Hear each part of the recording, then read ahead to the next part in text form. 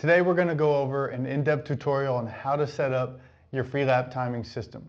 Before we get into the setup, let's first cover some of the individual components that make up your system, starting with the chips. Freelap has two chip options, the FX chip and the FX BLE chip. Both chips are worn by the athlete, clipped directly to the shorts and centered under the navel.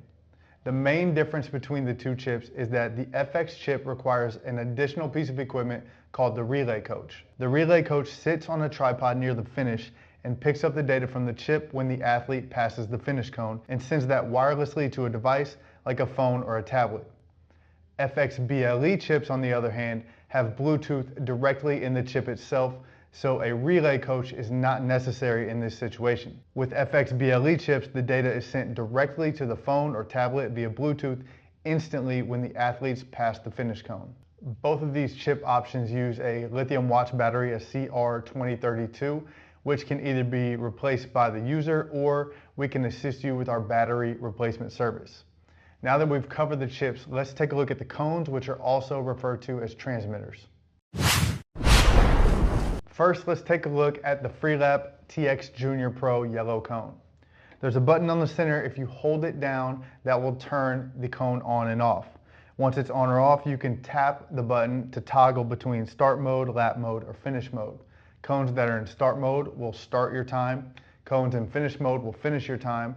And any cones between those start and finish cones should be placed to lap mode, which will get the splits. The TX Junior Pro emits a magnetic field that is 80 centimeters or 31 inches in radius. When placed on the line between two lanes on the track, the magnetic field is just wide enough to cover a lane on each side.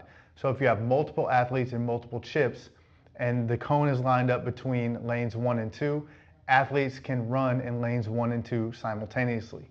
The 80 centimeter radius also means that the chip will detect the magnetic field 80 centimeters before the athlete is even with the cone.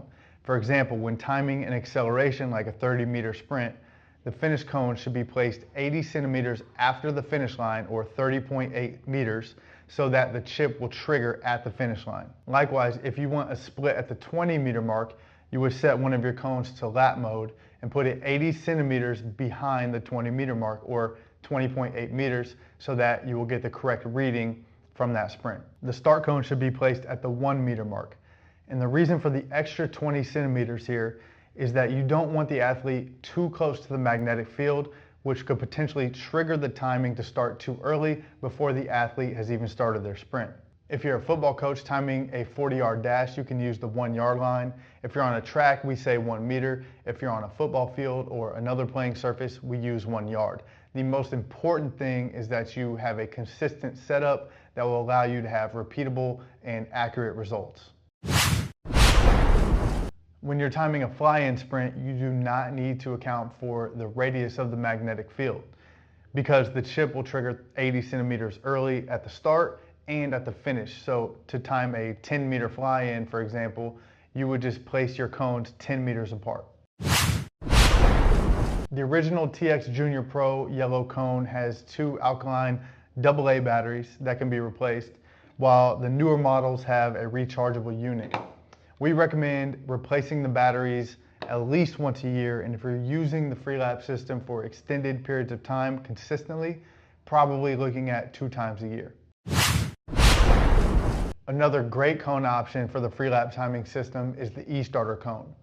This cone is designed to emit a simulated gun start for sprints, and it can start 1 or 2 athletes. The e-starter is placed between 2 athletes, even with the chips, which are approximately 18 inches behind the start line.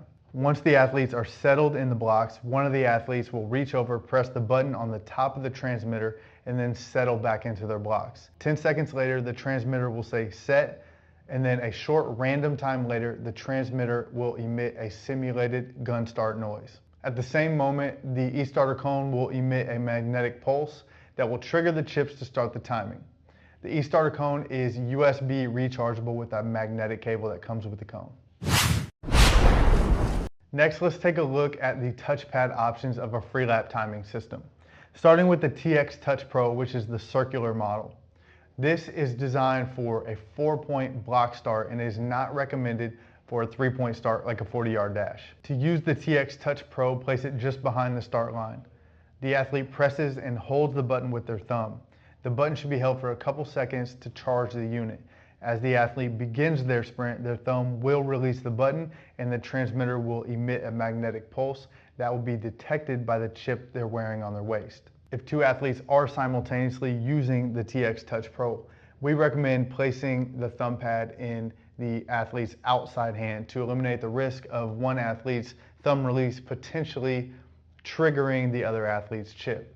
The original TX Touch Pro does have a replaceable CR2032 watch battery, and the second generation model has a rechargeable battery. Now let's look at the TX Pad Pro. This is the rectangular model, and this is designed for both a 3-point and a 4-point start. The TX Pad Pro has a region on the surface that can detect rapid movement of the thumb and is rechargeable and has a button to turn the unit on and off prior to use. The TX Pad Pro is placed on the ground just behind the start line. The athlete places their thumb on the circle. When the athlete begins their sprint, the TX Pad Pro will detect the movement of the thumb and emit a magnetic pulse that is detected by the chip the athlete is wearing.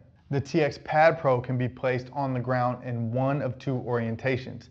It should be perpendicular to the starting line and not parallel. If the TX Pad Pro is placed with the hand that sweeps forward, the raised electronic portion should be placed behind the thumb.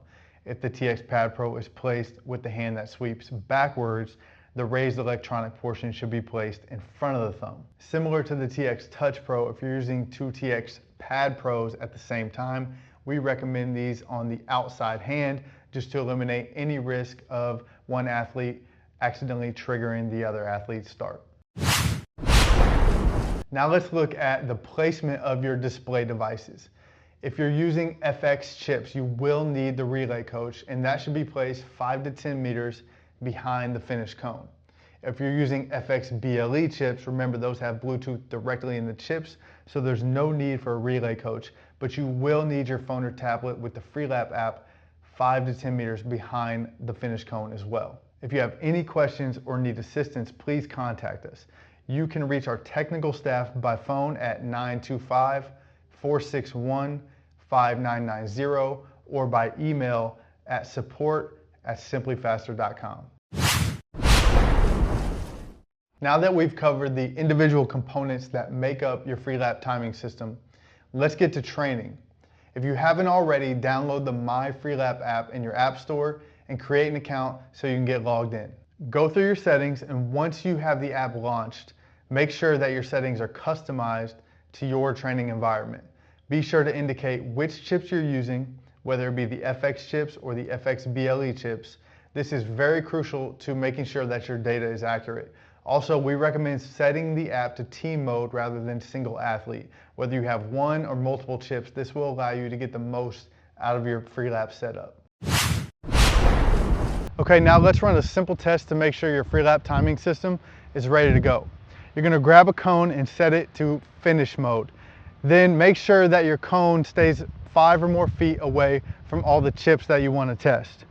Once your app is set up, typically this will be behind the finish line 5 to 10 meters, but for the sake of this video, I'll just hold it as I walk. You're going to grab your chip, place it right in the center of your waist, and then walk back and forth through that cone. Every time you walk through the cone, that chip is going to be picked up by the magnetic field, and it will submit the data, which is your time, to the app. We suggest you do this with every transmitter and every chip that you have, just to make sure things are running smoothly.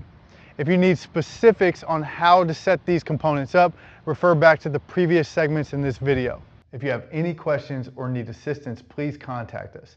You can reach our technical staff by phone at 925-461-5990 or by email at support@simplyfaster.com.